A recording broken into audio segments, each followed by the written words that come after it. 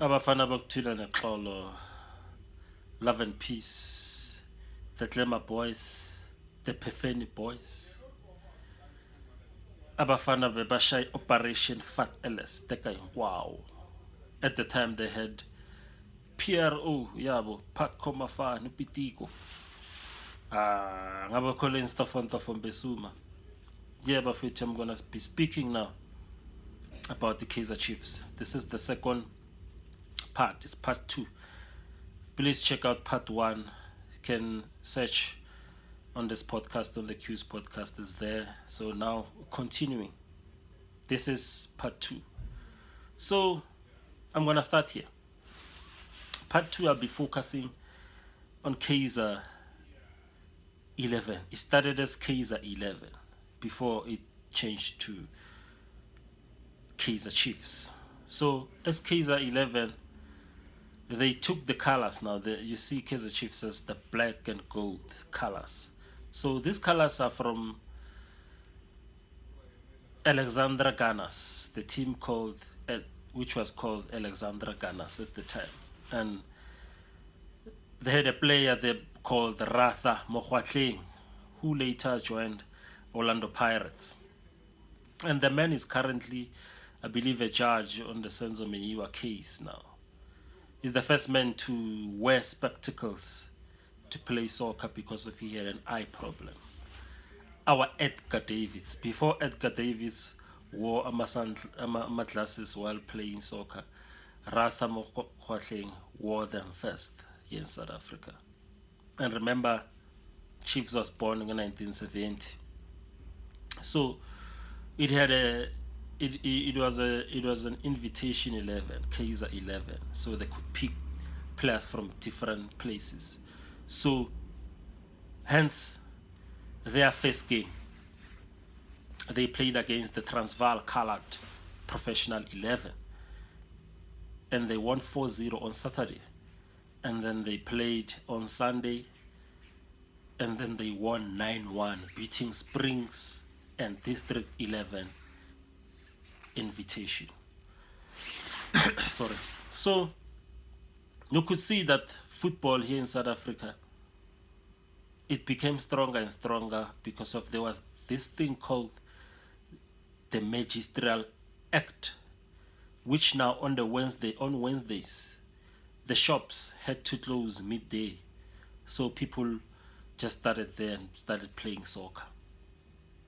That's how it got here in South Africa, because of it is believed that football got here in 1881 by a British immigrant, and it is said that it originates from England, where also the rules were made. So I stand to be corrected on this one. I'd like to also hear your thoughts on the comment section. Yeah, and then after the Magisterial Act, then people were forced now to close shops midday, because remember, it was at the height of apartheid. Apartheid in South Africa began in 1948 after the National Party won the elections under the leadership of Hendrik F. Verwoerd. Guys like Bo Malan, DF Malan, Bostrado, you name all these guys. So South Africa at the time, it was basically 4 provinces, which was the Transvaal, the Orange Free State, you had the Natal, and you had the Cape Colony, which was now administrated by the British. The British were in charge of Cape Colony and also the Natal. But after 1948, then the Afrikaner government took over. Then you saw now the rise of the Broederbond. So I was just giving history and context to the times which black people were living under very harsh and difficult circumstances. So they use football now as a way now to express themselves and to gather at football stadiums and actually Banzanama meetings. You'll hear stories about politics where they will meet in soccer stadiums and actually speak about what they're gonna do. And at the time, bo ANC they were banned, bo PAC they were banned, so it was tough. Apartheid, hence, it was considered to be a crime against humanity. But black people soldiered on at the time. Guys like Bochincha Kuluva came back from the USA where he played for Atlanta Chiefs, Atlanta Nabo Pele, and then came back.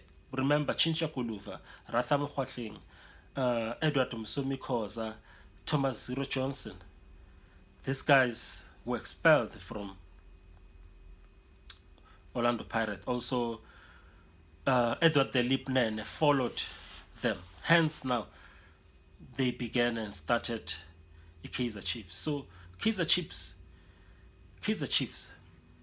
it needs to give credit also to a guy who's being forgotten by history called Leslie the Being Sehume, who was the editor of The World at the time.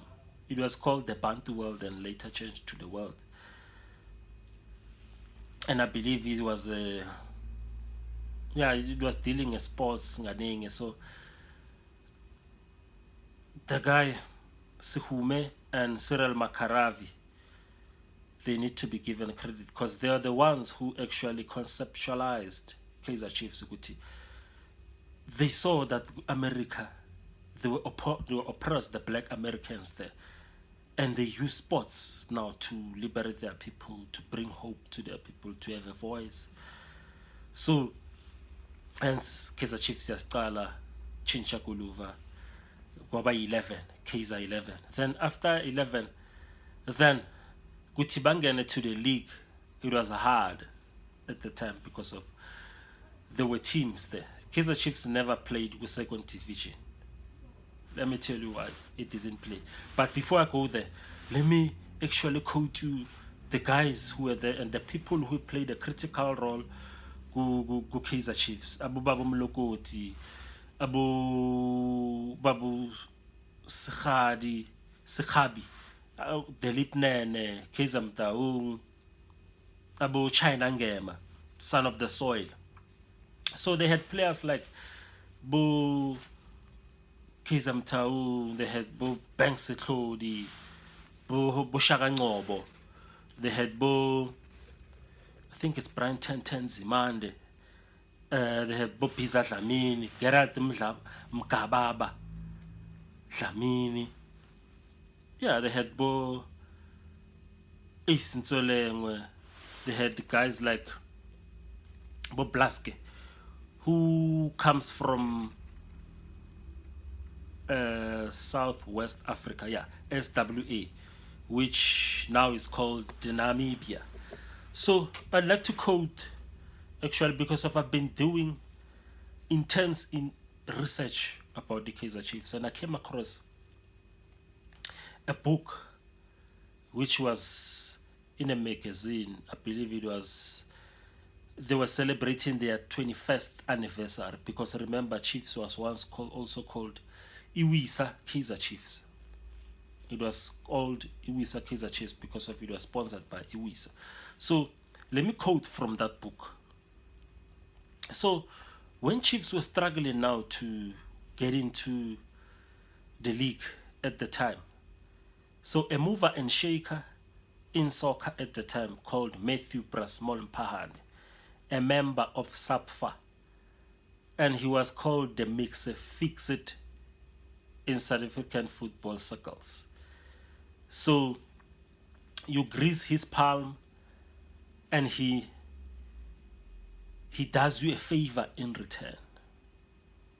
The guy, Brasmol Mpahane, you grease the palm of Babu Mpahane and then wins a favor in return. So Umlokoti was later to remark that by securing Chiefs' affiliation to NFA and later successfully recommending that they be included in the Airborne League, Mpahane did not break any law. So Mr. Fix-It never broke any law, but simply banned some rules. Banned some rules so that the Chiefs can be now in the Airborne League.